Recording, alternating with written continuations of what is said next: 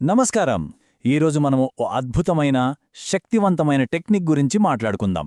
అదేంటంటే, ఇద్దరు వ్యక్తులు కలిసి ఒకే ఒక్క లక్ష్యం కోసం మనసు పెడితే అసలు ఏం జరుగుతుంది? ఆ ఉమ్మడి సంకల్పంలో దాగి ఉన్న ఆ శక్తి ఏంటో తెలుసుకోవడమే ఈరోజు మన పని. అవును, ఆలోచించండి. మామూలుగా మనం తీసుకునే ఒక తీర్మానం లేదా ఒక సంకల్పం, అది కేవలం ఒక కోరికలా మిగిలిపోకుండా మన లైఫ్నే మార్చేసే ఒక సూపర్ పవర్గా మారితే, అది ఆ సంకల్పం ఒక్కరిది కాదు, ఇద్దరిది అయినప్పుడు దాని పవర్ మామూలుగా ఉండదు, ఊహించనంతగా పెరిగిపోతుంది. ఈ కాన్సెప్ట్ గురించే మనం ఇప్పుడు లోతుగా చూడబోతున్నాం. సరే, ముందుగా ఈ సంకల్ప అనే పదమేంటో అర్థం చేసుకుందాం. ఇది మనమనుకునే మామూలు రెజల్యూషన్ కాదు. ఇది ఇద్దరు భాగస్వాములు ఒకే ఆలోచనతో, ఒకే ఉద్దేశ్యంతో కలిసికట్టుగా చేసేది. సోర్స్ మనకి చెప్పేది ఏంటంటే, ఇలా ఇద్దరు కలిసి చేసే సంకల్పం ఒక్కరు చేసేదానికంటే ఎన్నో ఎన్నో రెట్లు పవర్ఫుల్ అన్నమాట. దీన్ని ఇంకా సింపుల్గా చెప్పాలంటే, చూడండి, ఒక వ్యక్తి సంకల్పం ఒక మామూలు నీటి ప్రవాహం లాంటిది. దానికి ఒక పవర్ ఉంటుంది. కానీ అదే ఇద్దరు కలిసి సంకల్ప్ చేస్తే అది ఒక లేజర్ బీమ్ లాంటిది. ఫోకస్డ్గా, సూపర్ పవర్ఫుల్గా ఉంటుంది. ఆ రెండిటి మధ్య ఎంత తేడా ఉందో చూశారు కదా. ఒకటి ప్రవాహం, ఇంకొకటి ఒక ఆధ్యాత్మిక లేజర్ కిరణం. సో దీని వెనుకరున్న ఐడియా ఇదే అన్నమాట. ఇద్దరి మానవ విద్యుత్, అంటే మనలో ఉండే ఆ జీవశక్తి కలిసినప్పుడు అది మామూలు శక్తి కాదు, చాలా ప్రభావవంతంగా మారుతుంది. అందుకే చూడండి, మన సంప్రదాయాల్లో కూడా యజ్ఞాలు, పెద్ద పెద్ద పూజలు లాంటివి భార్యాభర్తలు కలిసే చేయాలని అంటారు. ఎందుకంటే ఆ కలిసిన శక్తికున్న పవరే వేరు. ఇప్పుడు ఇంకో చాలా ముఖ్యమైన విషయానికి వద్దాం.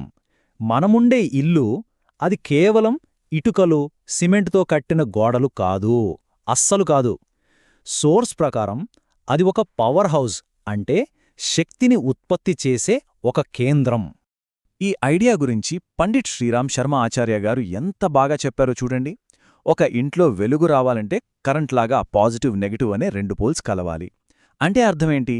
ఇంట్లో ఆ పాజిటివ్ ఎనర్జీ, ఆ వెలుగు రావాలంటే ఇద్దరు భాగస్వాములు కలవడం అంతే ముఖ్యం.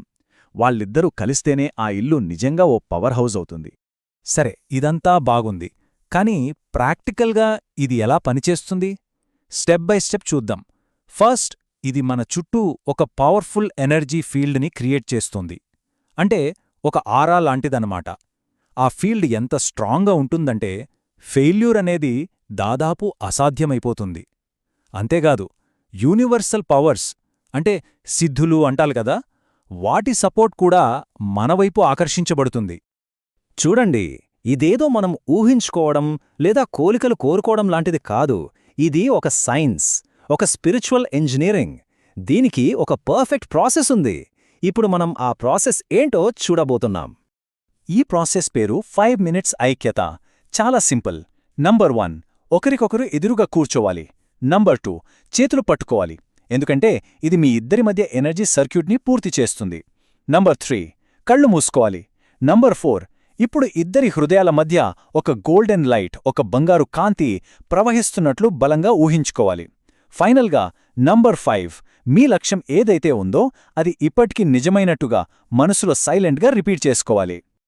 ఉదాహరణకి, మీ సంకల్పం ఇలా ఉండొచ్చు: మా ఇల్లు ఆరోగ్యం మరియు శాంతితో నిండి ఉంది. ఇక్కడ ఒక చాలా ఇంపార్టెంట్ పాయింట్ ఉంది. నిండి ఉండాలి అని ఫ్యూచర్లో కాదు, నిండి ఉంది అని ప్రెజెంట్ టెన్స్లో చెప్పాలి. అంటే అది ఆల్రెడీ జరిగిపోయినట్టు ఫీల్ అవ్వాలి. ఈ చిన్న తేడా చాలా పెద్ద ఇంపాక్ట్ చూపిస్తుంది.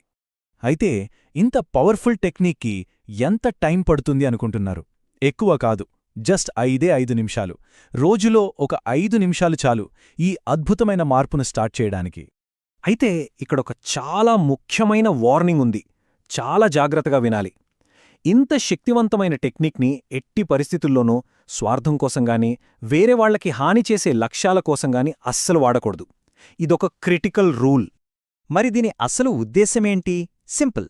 ఒకరినొకరు పైకి తీసుకురావడం, ఒకరికొకరు సపోర్టుగా ఉంటూ ఇద్దరూ కలిసి ఎదగడం, అంతే. ఈ మార్గాన్ని ఫాలో అయినప్పుడు జరిగే ట్రాన్స్ఫర్మేషన్ మామూలుగా ఉండదు. మన లైఫ్లో సమస్యలతో పోరాడేవాళ్లలా కాకుండా మన లైఫ్ని మనమే సృష్టించుకునే క్రియేటర్స్గా మారిపోతాం. అంటే ప్రాబ్లం సాల్వర్స్ నుంచి రియాలిటీ క్రియేటర్స్గా ఎదుగుతాం అన్నమాట.